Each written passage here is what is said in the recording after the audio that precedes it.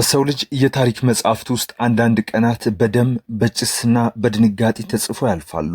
በታላቁ የዋይት ሃውስ የጋዜጠኞች እራት ላይ በአሜሪካ የስልጣን እምብርት በሆነው ዋሽንግተን ዲሲ ፕሬዝዳንት ዶናልድ ትራምፕ ላይ የተፈጸመው ግድያ ሙከራ የዓለምን የፖለቲካ መረጋጋት ከመሰረቱ ያናወጠ፣ የደህንነት መዋቅሮችን ክብር ያስገፈፈና የሰው ልጅን የጭካኔ ጥግ ያሳየ ክስተት ሆኖ ተከስቷል። ጥቃት ትራምፕ ከዚህ ቀደም በፔንሲልቫኒያ ካጋጠማቸው የግድያ ሙከራ በባሰ ሁኔታ እጅግ በታቀደ በረቀቀና የሀገሪቱን የደህንነት ምሽግ በጣሰ መልኩ መፈጸሙ ድርጊቱን በታሪክ ታይቶ የማይታወቅ አስፈሪ ክስተት ያድርገዋል። በዚያ ምሽት በዋሽንግተን ሂልተን ሆቴል አዳራሽ ውስጥ የነበረው ድባብ እጅግ ማራኪ ነበር። የዓለም ሀያላን ጋዜጠኞች፣ የሆሊውድ ዝነኞች፣ ዲፕሎማቶችና ከፍተኛ የጦር መኮንኖች በተሰበሰቡበት ውድ ሽቶዎችና የምርጥ ወይን ጠጅ ጠረን በአዳራሹ በነገሰበት ሰዓት ማንም ሰው ሞት በቅርብ ርቀት ላይ እንደሆነች አልገመተም ነበር።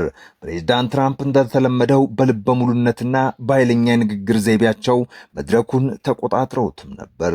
ንግግራቸው በሳቅና በጭብጨባ ይታጀብ በነበረበት በዚያ ወሳኝ ቅጽበት የዓለምን ሰላም የሚቀይር የአስፈሪ ጥይት ድምፅ ተሰማ። የጥይቱ ድምፅ ከአዳራሹ ማዕዘን ሲያስተጋባ የዘመናት ዲሞክራሲያዊ ስርዓት በአንድ አፍታ የተናጋ መሰለ። ፕሬዝዳንቱ በንግግር ላይ እንዳሉ ጥይቱ ጆሯቸውን ሰንጥቆ ሲያልፍና ደም በፊታቸው ላይ ሲፈስ የሚያሳየው ምስል በቢቢሲና በአልጀዚራ የቀጥታ ስርጭቶች አማካኝነት በቢሊዮኖች ለሚቆጠሩ የዓለም ህዝቦች በሰከንዶች ውስጥ ደረሰ። የጥቃት የተፈጸመበት ስፍራና ሁኔታ የአሜሪካን የደህንነት መዋቅር የወረቀት ነብር አስመስሎታል። የሴክሬት ሰርቪስ አባላት አዳራሹን ከመፈተሻ ማሽኖች እስከ ድሮን መከላከያዎች ድረስ አጣጥረውት በነበረበት ሁኔታ አንድ ታጣቂ እንዴት በዚያ ጥብቅ ጥበቃ ውስጥ አልፎ የፕሬዝዳንቱን ህይወት ለማጥፋት የሚያስችል ርቀት ላይ ሊገኝ ቻለ የሚለው ጥያቄ የዓለም መሪዎች በእጅጉ አስደንግጧል። ጥቃቱ በተፈጸመበት ቅጽበት በአዳራሽ ውስጥ የነበረው ትርምስ በቃላት አይገለጽም። ታዋቂ ጋዜጠኞችና ባለስልጣናት ህይወታቸውን ለማዳን በጠረጴዛዎች ስር ሲደበቁ፣ የደህንነት አባላት በፕሬዝዳንቱ ላይ ተረባርበው በሰውነታቸው ጋሻ በመሆን ከአዳራሹ ሲያስወጣቸው የታየበት ትዕይንት አሜሪካ ወደ ከባድ የእርስ በርስ ግጭትና አለመረጋጋት እያመራች መሆኑን የሚያሳይ የሞት አዋጅ ይመስል ነበር። በአልጀዚራ የቀጥታ ዘገባ መሰረት ጥቃቱ ከተፈጸመ በኋላ በነበሩት ጥቂት ደቂቃዎች ውስጥ የዋሽንግተን ዲሲ ሰማይ በሄሊኮፕተሮች ድምፅ ተሞላ። የዋይት ሃውስ አካባቢና መላው የከተማዋ ዋና ዋና መንገዶች በታጠቁ ኃይሎች ተዘጉ። የክስተት ተራ ወንጀል ሳይሆን የአሜሪካን መንግስታዊ መዋቅር ኢላማ ያደረገ የአገሪቱን የፖለቲካ ስርዓት ለመናድ የታለመ ታላቅ ሴራ እንደሆነም ተገምቷል። ፕሬዝዳንት ትራምፕ ለሁለተኛ ጊዜ ከሞት አፋፍ መመለሳቸው ለደጋፊዎቻቸው መለኮታዊ ጥበቃ እንዳላቸው ማረጋገጫ ሆኖም ቀርበዋል። ከጥቃቱ በኋላ ባሉት ሰዓታት ውስጥ በመላው አሜሪካ የሚገኙ የትራምፕ ደጋፊዎች በቁጣና በድንጋጤ አደባባይ ወጥተዋል። አገሪቱ በሁለት የተከፈለችና በማንኛውም ሰዓት ልትፈነዳ የምትችል የባሩድ ክምር መሆኗንም አሳይቷል።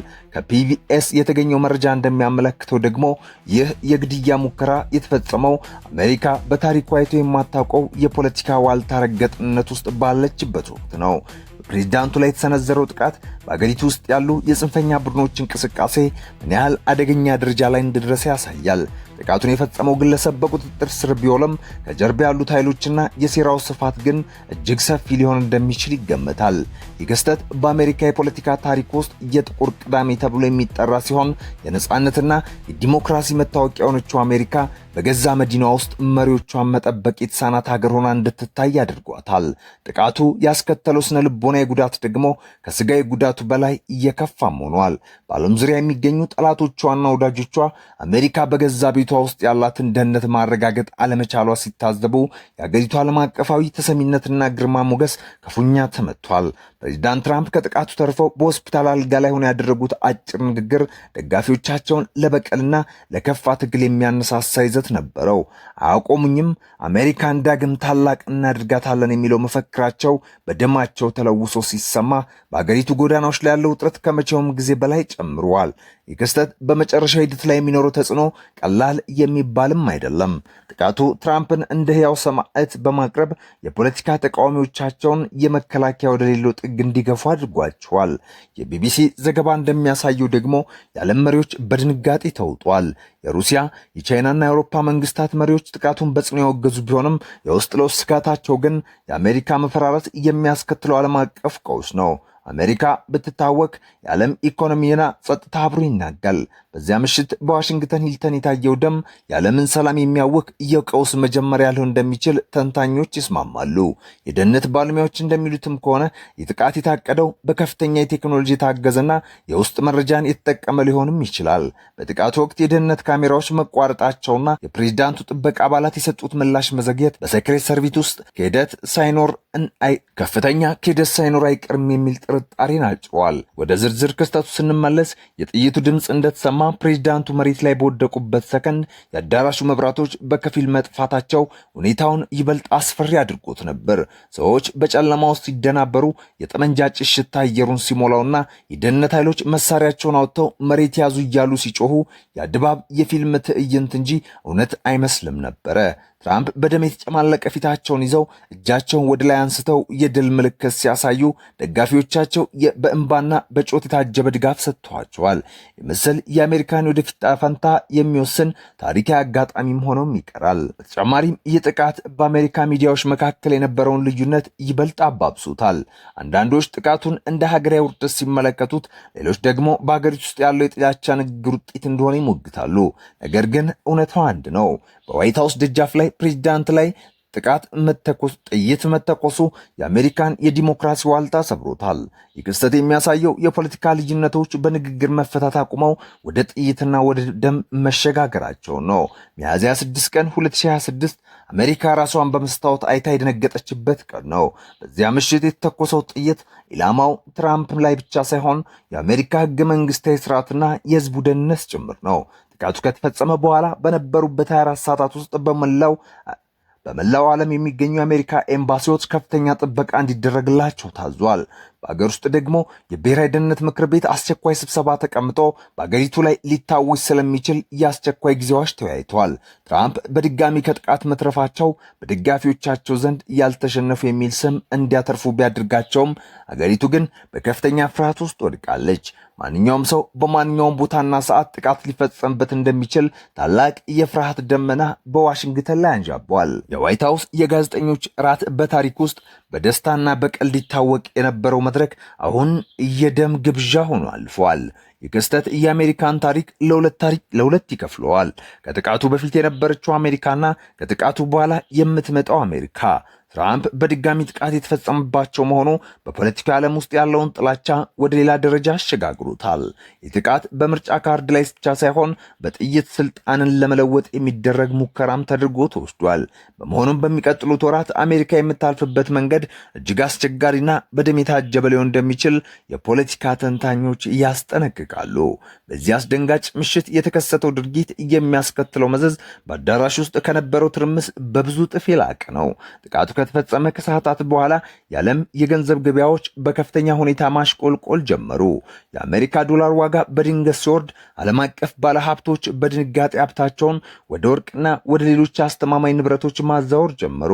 የሚያሳየው የአሜሪካ ፕሬዝዳንት ደህንነት መናጋት በቀጥታ ከዓለም ኢኮኖሚ መረጋጋት ጋር እየተቆራኘ መሆኑ ነው። የአሜሪካ የኢኮኖሚ ማዕከል የሆነችው ወል ስትሪት በዋሽንግተን በደረሰው ጥቃት ምክንያት ታሪካዊ ኪሳራ ሲመዘገብባት የድርጊት የፖለቲካ ብቻ ሳይሆን የህሉና ቆስ መሆኑን ዓለም ተረዳ። የጥቃቱን ዝርዝር ሁኔታ ስንመረምረው ደግሞ የደህንነት ክፍተቱ ምን ያህል አደገኛ እንደነበር እንገነዘባለን።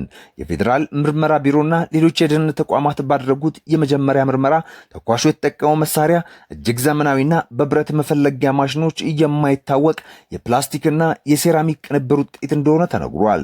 የመረጃ ደግሞ ጥቃቱ በግለሰብ ደረጃ ብቻ ሳይሆን በከፍተኛ የቴክኖሎጂ ድጋፍ ምናልባትም በውጭ ሀገራት የደህንነት ተቋማት እጅ ሊኖርበት እንደሚችል ጥርጣሬን አጭረዋል። እንዲህ አይነት ዘመናዊ መሳሪያ ይዞ ዋይት ሀውስ ጋዜጠኞች ራት በሚካሄድበት ሆቴል ውስጥ መገኘት በደህንነት መዋቅር ውስጥ የውስጥ አርበኛ ወይም ሰላይ ሊኖር ይችላል የሚለውን ስጋት እውነት አስመስሎታል።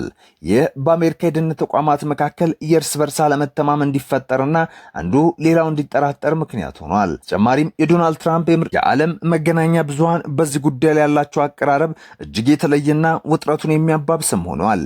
እንደ ሲኤንኤን ያሉ የዜና ማሰረጫዎች በደህንነት ክፍተቱና በፖለቲካ ውጥረቱ ላይ ሲያተኩሩ፣ ፎክስ ኒውስ ደግሞ ጥቃቱን በአሜሪካ ላይ ተቃጣ ቀጥተኛ ጥቃት በማለት እየዘገቡት ይገኛሉ። አልጀዚራ በኩሉ ይህ ክስተት አሜሪካ በዓለም ላይ ያላትን የሞራል የበላይነትን የሚያሳጣና አገሪቱ ወደ ሶስተኛው ዓለም የፖለቲካ ባህል እየወረደች መሆኑን የሚያሳይ ነው ብሏል። ይህ የሚዲያ ጦርነት በህዝቡ መካከል ያለውን መከፋፈል ይበልጥ እያሰፋው ሲሆን እውነትና ሐሰት መለየት አስቸጋሪም እየሆነ መጥቷል። ከዚህም በላይ የዚህ ጥቃት ዓለም አቀፋዊ ተጽዕኖ በጂኦፖለቲካው ረገድ እጅግ የጎላ ነው። የሩሲያው ፕሬዝዳንት ቭላዲሚር ፑቲንና የቻይናው መሪ ሺ ጂንፒንግ ድርጊቱን ቢያወግዙትም የውስጥ ደህንነታቸውን በማጠናከርና አሜሪካ በራሷ ችግር ተጠምዳ ባለችበት ወቅት ያለምን ተጽዕኖ ፈጣሪነት ሚና ለመረከብ እየተንቀሳቀሱ እንደሆነ ይስተዋላል። የአውሮፓ ህብረት መሪዎች ደግሞ አሜሪካ ወደ ውስጥ የምትመለከትና በግጭት የምትታመስ ከሆነ የኔቶ ህልውናና የአውሮፓ ደህንነት አደጋ ላይ ሊወድቅ ይችላል በሚል ከፍተኛ ስብሰባዎችን እያደረጉ ነው።